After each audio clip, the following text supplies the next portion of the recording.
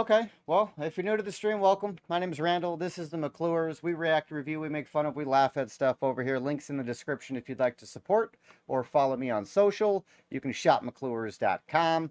We're going to get into some Tucker episodes today on X, and this is Tucker episode 6. And looks like this one is about Robert F. Kennedy. So let's get into it and see what Tucker's talking about here and what he thinks of RFK. Hey, it's Tucker Carlson. There's never been a candidate for president the media hated more than Robert F. Kennedy Jr. You thought that title belonged to Donald Trump. Of course it must, but go check the coverage. Trump got a gentle scalp massage by comparison when he announced. When Trump rolled out his presidential campaign in 2015, the New York Times waited until the 17th paragraph of the story to attack him. But as well known as he is, the paper said at the time, Trump is also widely disliked. And then they cited a poll to back it up. That was the attack on Trump. 8 years later, the Times attacked Bobby Kennedy in the very first sentence of the story. Quote, Robert F. Kennedy Jr., the paper declared, announced a presidential campaign on Wednesday built on relitigating COVID-19 shutdowns and shaking Americans' faith in science. Shaking Americans' faith in science. I don't think Americans have faith. Imagine if you're an ordinary New York Times subscriber science. reading that over coffee in your pre-war rent-controlled duplex on Columbus Avenue. You'd think Bobby Kennedy just declared war on the Enlightenment. My fellow Americans, I have come to shake your faith in science. Join me as I drag our nation back to the medieval period. You'd be appalled. CBS News viewers likely were appalled. In its coverage of Kennedy's announcement, CBS denounced the candidate's views as, quote, misleading and dangerous. The LA Times called him a threat to democracy. At the offices of National Public Radio in Washington, a full-blown Category 5 hysteria typhoon broke out. NPR devoted an entire segment to savaging Kennedy, not just as a candidate, but as a human being. NPR described him as someone who, for his own perverse reasons, has made, quote, debunked and false and misleading claims that undermine trust in vaccines, and who, in his spare time, provides moral support to crazed extremists who, quote, rally under the banner of what they call liberty or freedom. People magazine didn't even bother to report a single word of anything Kennedy said at his announcement, and instead wrote an entire story about how his relatives hate him. Kennedy's younger sister, Carrie, the magazine reported solemnly. Are people even listening to mainstream media these days? I guess they must be. There must be, a segment of the population who's still buying into this. Or at least they're still putting it out like people are. Like you said here, so they write a story about somebody announcing for president, and they don't cover one single thing that was in his announcement speech. That doesn't seem like news. That seems, that's opinion. We're just going to go right into the opinions. Does not approve of Bobby Jr.'s harmful views. His harmful views! Bobby Kennedy's thoughts alone are evil enough to hurt people. That's been the tone of the media coverage around Bobby Kennedy Jr. for the past 18 years, since July of 2005. That's the moment that Kennedy published a magazine article suggesting there might be a link between the rise in diagnosed autism cases and the ever-expanding schedule of mandatory childhood vaccines. The day that story was published, Kennedy's reporting was considered so solid that two outlets ran it simultaneously, Rolling Stone and Salon.com. Unfortunately, neither one of them understood what they were up against. The pharma lobby rolled out the most ferocious public relations campaign in memory, and both publications swiftly caved. Both pulled the story and then disavowed it, groveling as they did. No one in the national media bothered to explain why autism diagnoses had skyrocketed. If it wasn't the vaccines, and maybe it wasn't, then what was it? To this day, there has not been a convincing explanation. Instead, reporters just attack Bobby Kennedy. They've called him a lunatic and a Nazi. Instagram shut down his account. YouTube just last week pulled down a perfectly reasonable interview he did with Jordan Peterson, citing unspecified misinformation, and so on. Kennedy became the most censored famous person in the United States. At this point, most Americans have heard a lot more about Bobby Kennedy Jr. than they've heard from him. He doesn't get many offers to speak from big platforms. But last week, Joe Rogan gave him one. Here's some of what he said. Why do 5 of my 7 kids have allergies? It. Have you guys watched the Rogan episode with Bobby Kennedy? It was very, very interesting. And if you haven't read the book, The Real Dr. Fauci, you need to check that out as well. And of course, we know why, because aluminum adjuvants give you allergies. They're designed to make you, to create a hyperimmune response to foreign particles. And the last category is, the allergic diseases, peanut allergies, food allergies, eczema, which I never knew anybody with eczema when I was a kid. I never, asthma, I knew people with asthma, but it wasn't one in every 4 black kids like it is today. So, all of those things. Now, we went from 6% of Americans having chronic disease. By 1986, we're starting to add the vaccines, and we got and 11.8% of kids now, so it's doubled.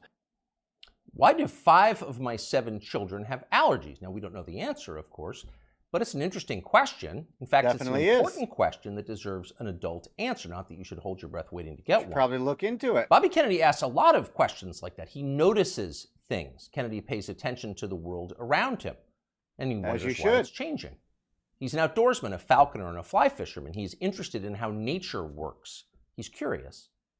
Not so long ago, these qualities were considered essential to the practice of science. All scientific discovery comes from observation, empiricism, patient watching. Without the willingness to put aside your pre-assumptions and assess with honesty the things you see and touch and smell, the changes taking place right in front of your face, you can't do science. You can't create art either, or journalism, or theology. You have to be willing to notice the obvious. And when they tell you you're not allowed to notice the obvious, you should be concerned. Imagine you were on a commercial airline flight. The plane is just leveled out at 37,000 feet. You're closing your eyes for a nap. And suddenly you smell smoke. And it's not your imagination. You can see it. It's starting to fill the cabin. All around you, people are hacking and choking. The guy in the next seat has a napkin pressed against his mouth, and he's mumbling what sounds like Psalm 23. Yea, though I walk through the valley of the shadow of death. So clearly, the airplane is on fire. But almost unbelievably, no one has said a word about it. Not a single person is acknowledging this is happening. Everyone is silent. So in panic, you yell for the flight attendant. There's smoke in the cabin, you say, as if she hasn't noticed. But she stares at you with hard eyes. Shut up, racist, she replies. That's a dangerous Russian conspiracy theory. Stop spreading misinformation or I'll call TSA and have you arrested when we land. Which they do. That sounds like a fever dream. But it's also pretty close to the experience of living in the United States at the moment. All around you, things seem to be fraying and getting worse. Your gut tells you there's something very bad going on, and all the evidence suggests that there is. But the people in charge won't acknowledge that. Everything's fine, they scream. Stop noticing. But wait, I don't remember this many kids having allergies or asthma or eczema or autism or, for that matter, body dysmorphia. And why so many suicides? What's going on here? Shut up! Stop asking questions! That's their answer. But Bobby Kennedy won't stop asking, and that's why they hate him. As Kennedy spoke on the Rogan show, a reporter for Vice.com called Anna Merlin was watching. Merlin was so enraged by what she saw that she dashed off an article attacking Joe Rogan's employer for allowing the conversation to take place. Spotify has stopped even sort of trying to stem Joe Rogan's vaccine. Why is that the go-to for the left? I don't understand. I don't like what he said. Let me find out who's above him, who gave him the ability to speak, and let's attack that guy? How does that make any sense at all? And isn't the left, like, supposed to be the big free speech people? What happened to that? Where did that go? Vaccine misinformation, read the headline. The piece never even described much of what Bobby Kennedy had actually said. Merlin dismissed the entire interview as, quote, a detailed survey of Kennedy's most dangerously incorrect views, a far too extensive list to outline in full. In other words, we here at Vice don't have time to describe all of Bobby Kennedy's lies, but trust us, they were lies. Then Merlin called Spotify to see if she could get the episode censored. Much to her profound frustration, Spotify refused to censor the episode and kept the interview on its website. So she spent the next several days ranting about all of this on Twitter. People were listening to the wrong things, and Anna Merlan was mad about it. So was Peter Hotez. Hotez is a pediatrician from Texas who became moderately famous on MSNBC during the COVID lockdowns as a Biden shill and a vaccine promoter. Hotez read Anna Merlan's piece and then huffily retweeted it. Effectively, why is Bobby Kennedy allowed to talk in public? Is that the super fat and that gave Joe nerd-looking Rogan guy? an idea. Why not have Peter Hotez debate Bobby Kennedy on his show? You claim he's wrong. Why don't you explain why he's wrong? That seemed fair. But Hotez wouldn't bite. So Rogan offered to give $100,000 to Hotez's favorite charity if he agreed to come on. Soon others made their own pledges and the pot swelled to over $1 million. But still, Peter Hotez wouldn't come. Instead, he scampered back to MSNBC, where one of the channel's oilier hosts assured him he was doing the right thing by dodging the debate. One of the Arguing with Bobby hosts? Kennedy is morally equivalent to debating a Holocaust denier, the host said. No decent person would do that. And of course, Hotez agreed. Quote, 200,000 Americans needlessly perished because they believed the anti-vaccine disinformation and refused to take a COVID shot. So really, talking to Bobby Kennedy would be a lot like abetting murder. And Peter Hotez, MD, PhD, was not going to do that. But wait a second, you ask yourself. Let's think about those numbers. 200,000 people died because of vaccine disinformation from Bobby Kennedy and people like him? No. How do we know that? We don't. Is that really science? It's not. It's not science. Because we don't know that. We can't know that. There is no way to know that. Peter Hotez's claim is a political attack posing as science, and he specializes in those. Here he is on television during the so-called pandemic. It's all about mask compliance. That's going to be absolutely critical, because if you don't have masks, remember, this virus aerosolizes, so even 6 feet is not enough. It can go 17, 18 feet, several meters. What we really have... This bow tie ass nerd popped up, almost made me choke. I mean, if you had to look up dork in the dictionary, I think you're going to get a picture of this retard. To do is have vaccine mandates in the schools. We should have a rule that anyone who walks into a school over the age of 12 has to be vaccinated. This is the nature of the anti-vaccine movement in this country. It's somehow married now to far right-wing extremism and white nationalist group. Anyone who's unvaccinated and has been lucky enough to escape COVID, your luck is about to run out. And I call it anti-science aggression coming from Senator Rand Paul, Senator Johnson. Members of the House of Representatives, in addition to those two senators, are killers. It's all about mask compliance. We must have vaccine mandates for children. Take the vax or you will die. Anyone who disagrees with me is a white nationalist and a killer, and probably an agent of Putin. Do we say probably? Let's revise that. Certainly an agent of Putin. Definitely an Again, agent of Putin. Here is Dr. Peter Hotez.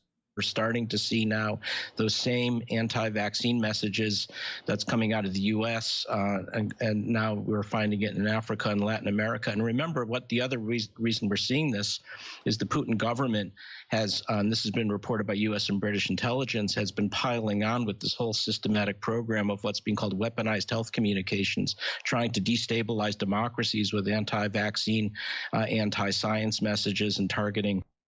So according to British and U.S. intelligence, anyone who disagrees with Dr. Peter Hotez is a disloyal American working to destabilize our democracy on behalf of Vladimir Putin. Now, by comparison, that's crazy. Never in his life has Bobby Kennedy Jr. said anything half that demented. But keep in mind, Peter Hotez claims to have a valid medical license. He is allowed to treat patients. After a while, even MSNBC viewers were going to have some questions about a guy who talks like that, and apparently some of them did. As the lockdowns wore on, the population started to notice that many of the core claims the TV doctors were making were untrue. You'd only need one shot. If you got the shot, you would never get sick. You would never pass the virus to others, and so on. They said these things, as you know, again and again. Ultimately, they were proven wrong, but they never admitted it. They just attacked the people who know. Which is why we're a pure blood over here. So if you're a pure blood, shout out in the chat. Noticed. Here's Dr. Peter Hotez calling for the Biden administration to arrest anyone who questions the COVID vaccine. The Biden administration has to realize Arrest that him. anti-science is a killer. Disinformation. It's not even just disinformation. This is an anti-science empire right now, and we need Homeland Security. We need the Justice Department. We've really got to figure this out. And Health and Human Services will not be able to figure this out on their own. It's not a medical problem. It's a law enforcement problem. They've doubted me. Arrest them! It's a horrifying outburst if you think about it. If you were on tape saying something like that, you would be deeply ashamed. Yes. But Peter Hotez is not ashamed. He's become even more grandiose. Very proud. Hotez has written a self-congratulatory new book called The Deadly Rise of Anti-Science, a scientist's warning, as if you were a scientist. Here's how Hotez describes himself in the book's promotional literature. Quote, during the height of the COVID-19 pandemic, one renowned scientist in his famous bow tie, appearing daily on major news networks such as MSNBC, NPR, and BBC, and others, Dr. Peter J. Hotez often went without sleep, working around the clock to develop a nonprofit COVID-19 vaccine and to keep the public informed.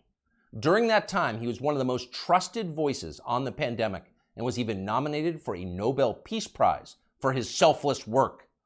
He also became one of the main targets of anti-science rhetoric that gained traction through conservative news media. End quote, though we could go on. So here you have a renowned scientist, selfless, trusted, going without sleep, self-denying, persecuted by extremists for daring to tell the truth. The Albert Schweitzer of cable news. That's Dr. Peter J. Hotez. The fact that a partisan buffoon like Peter Hotez, the sarcasm is thick with Tucker, and we appreciate it, can describe himself this way with a straight face and the backing of a publisher makes you despair for the country's future. But don't despair. There is hope. Hotez will never debate Bobby Kennedy Jr., but it doesn't matter. Kennedy has already won. He's more honest than Dr. Peter Hotez, and that's obvious to anyone who's paying attention.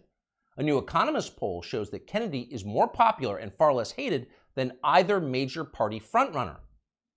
After almost 20 years of being silenced, Bobby Kennedy Jr. is being heard. And why wouldn't he be? Interesting. Kennedy's theories about vaccines may be right, they may be partially right, they could be even utterly wrong. No one's proved it either way. But what we can say with certainty is that America's medical establishment has beclowned itself for all time. Its official positions on vaccines, psychiatric drugs, puberty blockers, reassignment surgeries, a long list of other politically fashionable priorities have no connection whatsoever to legitimate science. It's all effectively witchcraft. At the annual meeting of the American Medical Association in Chicago last week, for example, delegates issued a statement attacking the body mass index as a tool of, quote, racist exclusion, which has caused historical harm. Next year, they will denounce thermometers and stethoscopes. What? Okay, so the body mass index, that's what, your size related to your weight, right? That's basically what that is.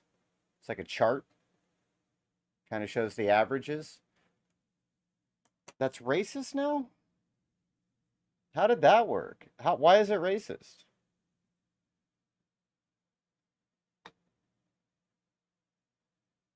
We know the black girls are known for the big booties. Does that throw them off their body mass index chart? Makes them all obese when they're just got fat booties? The American Medical Association. Yeah. I don't know what happened. We don't know what happened to them, but they're not speaking facts anymore. They're not speaking facts anymore, which is why it's hard for people to debate anybody these days, because they just change facts. Stuff we've always known, stuff everybody knows. We're just going to change it. That's not real. They're insane. Crazy. Compared to them, Bobby Kennedy is a mainstream figure, and people understand that. That's why he's winning. And you know he's winning by how his critics are doing. So just 4 years ago, Anna Merlin was regarded as an important expert on conspiracy theories and misinformation. She'd written a book on the topic. Here she is talking about it. I've always thought that in the case of conspiracy peddlers, it's not necessarily a super profitable enterprise to ask whether they really believe it or not, because I don't know what's in their hearts. I don't know what's in their minds. All I know is what they spend their time doing, which is promoting conspiracy theories. In the case of ordinary people, conspiracy consumers, and most Americans are, to some degree, consumers of conspiracy theories. All the studies that we have show that like 1 in 3 Americans believe in some conspiracy theory to some extent. For the people in the You'd have to be dumb not to believe that people conspire to do shit. I mean, to say that conspiracies don't exist is just dumb. Obviously, people work together, a lot of times even unknowing. They just have the same end goals. But to say that people don't conspire is just, that's stupid. very sort of deep end of the conspiracy pool, people who are consuming a lot of conspiracy content, I think it's really important to look at the way it helps them make sense of the world and make sense of our political moment and make sense of a lot of times like what's happening in their own lives. All the studies that we have show that like 1 in 3 Americans believe in some conspiracy theory. Huh? You'll notice the upspeak, the rising inflection at the end of the sentence. That's a familiar tick in Brooklyn. It's designed to turn a declarative sentence into a question and thereby belittle the listener. Do you follow me? Is this too complicated for you? So the lady in the nose ring wants you to know she's smart, but she's not. When Merlin recorded that interview, Vice, where she now works, was valued at more than $5 billion. Genius investors like James Murdoch were showering the company with money. Everyone wanted in on the future of media, which was uptalkers like Anna Merlin lecturing you about racism and misinformation. But that has changed. Last month, Vice filed for bankruptcy. Anna Merlin is still on Twitter screeching about how her critics are transphobic, but nobody cares. Nobody wants to hear from Anna Merlin anymore. The gatekeepers are transparently ridiculous. I wonder what Gavin McInnes thinks of the bankruptcy. If you guys don't know Gavin McInnes, he founded Vice in the beginning. He started it. They kicked him out of his own company. Everyone can see that. People have started to notice. Younger people say the news is full of lies. Okay. Kennedy's motorcade. There it is, Tucker Carlson, episode 6. And we're going to roll right into the next one, folks. We're going to roll right into the next one. Everybody new on Rumble, I appreciate you for tapping in. If you can, do me a favor, hit the thumbs up. That always helps. Hit the follow. Hit the join. Hit the support. Hit some shit. Do something, all right? Hundreds of billions of dollars have been wasted, some of them from the U.S. Treasury. So what's the point? Are we really doing this so the Biden family can... Start over. Hey, it's Tucker Carlson. You may have found yourself Hey. wondering recently, as the world slides closer to nuclear annihilation than any time in human history, why exactly are we at war with Russia? It seems like Good there's a question. pretty significant downside to this particular Good foreign question. policy decision, starting with economic collapse and ending potentially with extinction. So is there a good reason we're doing it? So many innocent young people have been killed, so many hundreds of billions of dollars. Of course, Tucker, there's a very good reason. Politicians have been funneling money through Ukraine for a very long time. They don't want that to stop.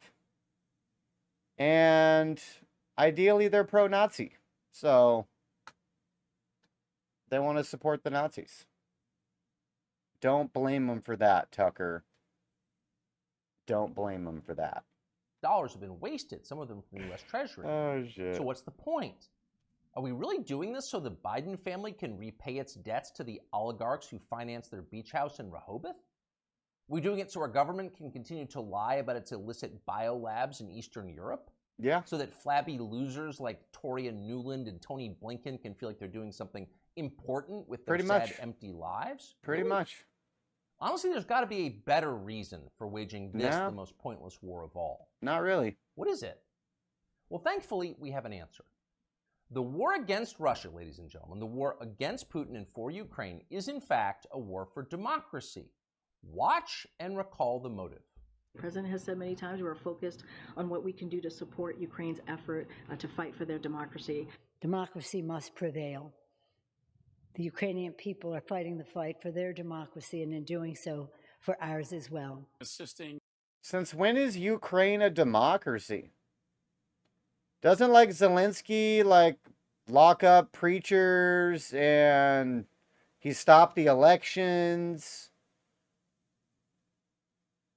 Like what's and democracy doesn't work anyways. I hate everybody talking about democracy. Democracy sucks. The majority of people are stupid. We can't let the majority rule. The majority are dumb. This isn't a thing we should allow. We shouldn't even allow everybody to vote. People are dumb. Crazy. In helping Ukraine win this fight for democracy and freedom. And of course, Ukrainian President Zelensky understands that what's at stake in Ukraine is bigger than just his nation. It is literally a battle for freedom and democracy themselves. They are showing the world what an existential fight for democracy looks like. President Zelensky and the Ukrainians have changed the course of history for the better. And we unequivocally are with the Ukrainian people in their fight John to Cornyn. remain a sovereign democracy. Unequivocally with the Ukrainian people to remain a democracy. It's a bipartisan view. Democracy must prevail. You just heard noted democracy expert Nancy Pelosi say, the daughter of the mobbed-up mayor of Baltimore. As Pelosi puts it, the Ukrainian people are fighting the fight for their democracy and for ours as well. That's right, for ours as well. Without Ukrainian democracy, in other words, we can have no democracy here. If the Ukrainians aren't free, neither are we. We must make sure they can vote in Kiev so we can continue to vote in Kansas City. It's really that simple. And yet tonight, we regret to tell you that we have a Why problem. didn't we know? It looks like they're not going to be able to vote in Kiev anymore. Oh, no. And no, for once, it's not Putin's fault. Democracy in Ukraine seems to be suspended by the world's foremost democracy advocate himself, Field Marshal Zelensky. Watch this. Field Marshal Чи будуть в Zelensky. Україні наступного року вибори? Це ж питання глобальне. І якщо ми переможемо, то будуть. Значить, не буде військового часу, не буде війни. А вибори повинні проходити у мирний час, коли немає війни, згідно законодавства. So when you have an election, well, he says if we win, we'll let people vote. Otherwise, no. You vote when we feel like it, because ultimately we're completely in charge and make all the rules. Your job is to obey or be punished. That's our version of self-government. Self means me. I'm the government. Now, that's not just any autocrat. That's our chief ally in the war for democracy. This is the guy who just announced he's likely to cancel next year's elections. So you've got to wonder what the Biden administration thinks of this. We can't possibly continue to support Zelensky, that guy, after he said that, can we? Oh, yeah. Because in a clip less than 30 seconds long, he just blew up our entire rationale for supporting. If it was up to Biden, he'd suspend the next election. That's literally what they're trying to do by throwing Trump under the bus and indicting him on some fake bullshit. They're trying to steal it again. His side in the war. So we can't support him. Oh, of course we can. And we will. Here's Joe Biden from yesterday reaffirming America's unequivocal support for Ukraine. No matter what happened in Russia, we, the United States, will continue to support Ukraine's defense and its sovereignty and its territorial integrity. So to recap, we are currently fighting a war for democracy on behalf of a leader who just casually announced he's happy to end democracy, and our democracy-supporting leaders have no problem with that. In fact, they're strongly for it. Shocked? You shouldn't be. Of course they're for it. You should have seen this coming. Wars for democracy always cancel democracy in the process. That's why our leaders love them. And they all do it, even the virtuous leaders. Abraham Lincoln suspended habeas corpus. The British government under Winston Churchill threw an entire opposition party into prison and let them rot for the duration, in some cases with their families. So in a war for democracy, you can do anything. Imagine what a man might do with your principles. If that man, say, ran Ukraine, he might seize churches, arrest priests, ban all criticism of himself, disappear his political opponents. And that's happening. Just last month, Zelensky threw a man called Gonzalo Lira into prison indefinitely for the crime of daring to write about the Ukrainian government in unflattering ways. Now, what's interesting, what separates this from other such cases, is that Lira is an American citizen. So Joe Biden, who is quite a bit of SWAT, as they say in Ukraine, could have freed Gonzalo Lira within hours. But he didn't. He didn't want to. He didn't say a word about it. He remains in prison tonight. So that makes you wonder, what's the real motive here? When normal people see war, they see death and destruction, sadness and suffering. But that's not what demagogues see. They understand it differently. They know that war means power, mostly for them. During wartime, everything they do can be justified. War is the gravest of all emergencies. Imagine the COVID lockdowns. They do like their emergencies. Drones. Once war breaks out, politicians become gods with the power of life and death. So in a peaceful democracy, you have to debate your political opponent. As we can see from me losing all my viewers on Rumble, nobody cares about the Ukraine war. But we do want to get through the videos, so hopefully you guys will tap back in 5 or 10 minutes when this is over. It's in public, and that's tiresome. But in a war for democracy, you can just throw them in jail or have them executed. You can see that many in Washington are looking forward to that moment. And that may be why they so fervently support Joe Biden, even many Republicans, against a potential opponent, the only opponent who opposes the war in Ukraine. If you were to end the war, their power would evaporate. Last week, a whistleblower produced WhatsApp messages from Hunter Biden, proving that at the very least, his father knew about his influence peddling businesses abroad and probably participated in them. Quote, "I'm sitting here with my father," Hunter Biden wrote to his Chinese partners demanding money. As much as anything reported about the Bidens over the last several years, this was the smoking gun. There it is, right there, in the message. That would have been enough to cripple a normal president. It would have been more than enough to keep a normal president from running for office again. But it had virtually no effect on Joe Biden. Most media outlets ignored it completely or tried to spin Biden's relationship with his son as some kind of moral victory. Quote, "The real meaning of the Hunter Biden saga, as I see it," wrote Nick Kristof of the New York Times, "isn't about presidential corruption, but is about how widespread addiction is, and about how a determined parent with unconditional love can sometimes reel a child back." He actually wrote that. Even the best parent ever, Biden, whose son is a crackhead who bangs his other son's wife. And if you doubt it, you should know that view was common. Here's the take from ABC. The Hunter Biden story, the scandal, the this, the that, it's also the story of a father's love. And Joe Biden has never and will never give up on his son Hunter, and will never treat him lesser than. And so he is a father first. Take it or leave it. So a whistleblower produces a text message showing that Joe Biden was in the room with his son when his son was selling influence to an enemy power, the Chinese government. And ABC's take on it, Joe Biden is a father first. Take it or leave it. Just loves his little crackhead What accounts so for much. a response like that? Well, that's the way you talk when you've got nothing to fear from an upcoming presidential election. You don't even bother to think. Yeah, he's not worried. He's definitely not worried. Need to. Your country has electronic voting machines. Joe Biden got 81,282,916 votes in 2020, and you're pretty sure he can do it again. In fact, you know he can. You're not worried. But actually, they should be a little worried. The people who control Joe Biden, Susan Rice, and the rest, know they can continue to run our government, writing the press releases, formulating the policies, and they can do it effectively forever, as long as Joe Biden gets dressed in the morning. And of course, that's their strong preference. These are fervent opponents of change. But the one thing these people cannot control is aging. Joe Biden is old. He's 80 now. He will be 85 at the end of the next term. People imagine that old age is a long, predictable progression from acuity to permanent unconsciousness. But often that's not at all how it actually works. When old people start to slide, they tend to slide fast. Joe Biden has begun that descent. Here he was yesterday. And here's what she wrote to me, and I quote, "You can imagine my joy. She called them right away, and the next day they sent someone out to survey her yard. As Beth wrote, this is the best thing that's happened to rural America since the Rural Electrification Act brought electricity to farms in the 30s and 40s.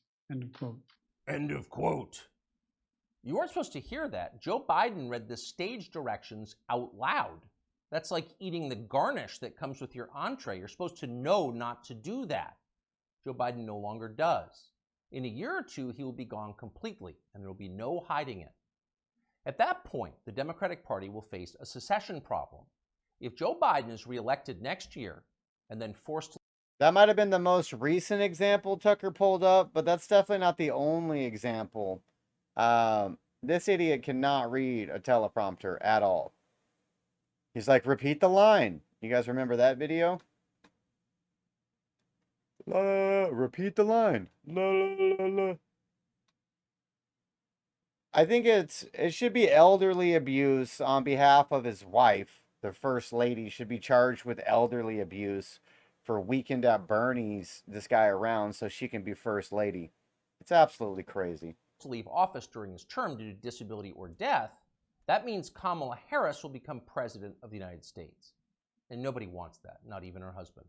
In real life, nobody likes Kamala Harris. That's not an attack on her. In fact, it's possible to feel pity for someone who's so universally reviled. Nobody likes her. It is instead an observation of unchanging physical reality like gravity or photosynthesis. Nobody wants Kamala Harris to be president. No one will benefit if she becomes president. So logic suggests there's going to be a change. It's going to have to be somebody else. And whoever that person is going to have to enter the race soon, before the election, after Biden drops out. Who could that person be? We don't know, obviously. This is all just guessing. But we do know whoever that is will have to have two essential criteria. He'll have to be as shallow, ruthless, and transactional as Joe Biden is, and he'll need to have flattery skills that are so polished and advanced they'd be considered superior even in the Saudi royal court. And there's only one man in modern America who fits that description, Gavin Newsom. I was just going to say, it's either Gavin Newsom or Michael Obama. Either Big Mike or Newsom is going to run.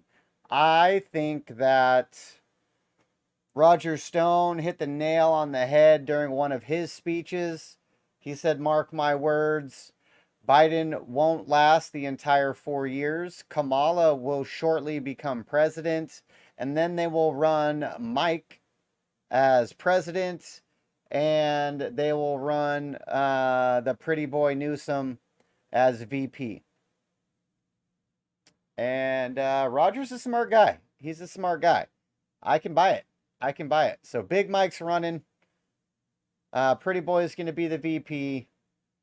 And they're going to finish collapsing America. She's going to leave off where her husband started. Or she's going to pick up where her husband left off, I think is how you say that. Governor of California, and perhaps not coincidentally, Joe Biden's new closest friend. I am here, Mr. President, Newsom told Biden at an event the two did together last week.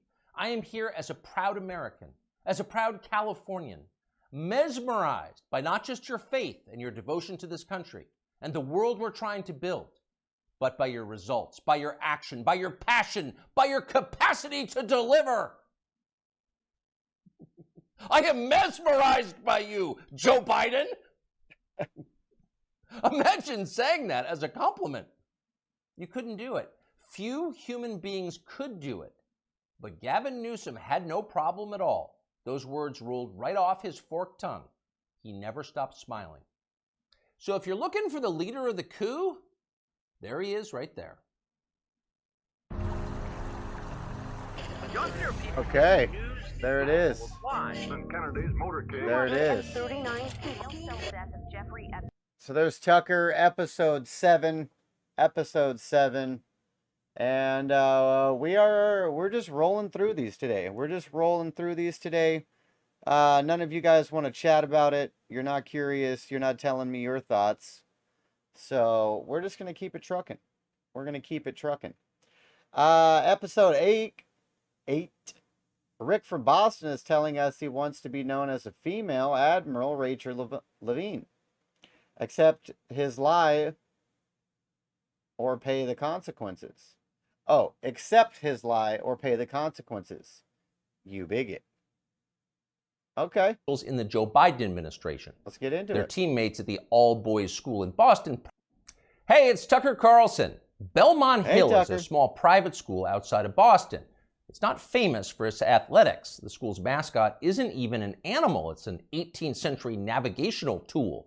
The Belmont Hill Sextons. Doesn't even make sense. So when it comes to sports, Belmont Hill is not trying very hard. But the school's athletic program can claim at least one important footnote to history. In 1975, its football roster contained two names that you will recognize even now, Mark Milley and Richard Levine.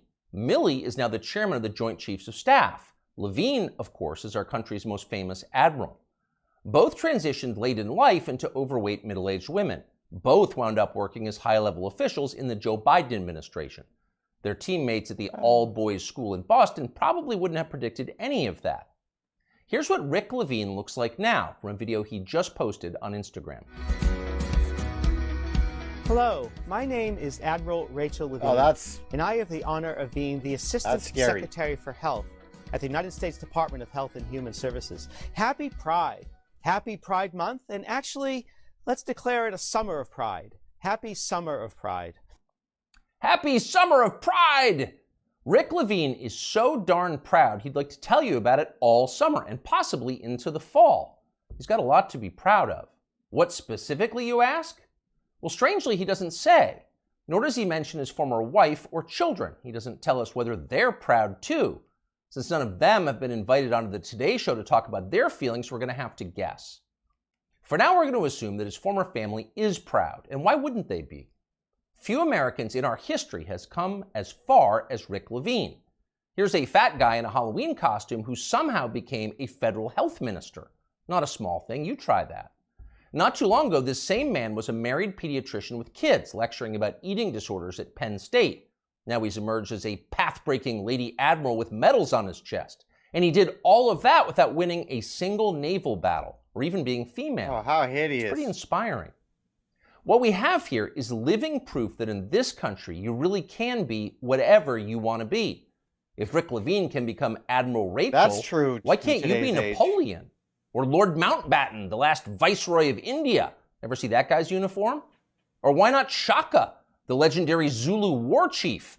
You could bring your assegai and leopard hide shield to work at Deloitte and no one would be allowed to say a word about it. The HR department would have your back. Unfortunately, you can't actually do any of that. The point of Rick Levine's amazing transformation is not to free you from the inflexible husk that you were born in so that you can be more fully yourself, whatever you decide that is. No, that's not the point. Rick Levine's personal journey has nothing to do with you. It's about him. It's his journey. Your fantasies about becoming something totally new and different have not been approved yet. In fact, they're weird. Shaka, the Zulu war king? Come on, that's racist. Shut up and be proud of Admiral Rachel. I, Rachel L. Levine. She's the one who has smashed glass ceilings. You just got some kind of weird fetish. So actually, now that we're saying this out loud, it's pretty clear that Rick Levine has no interest in liberating you from anything.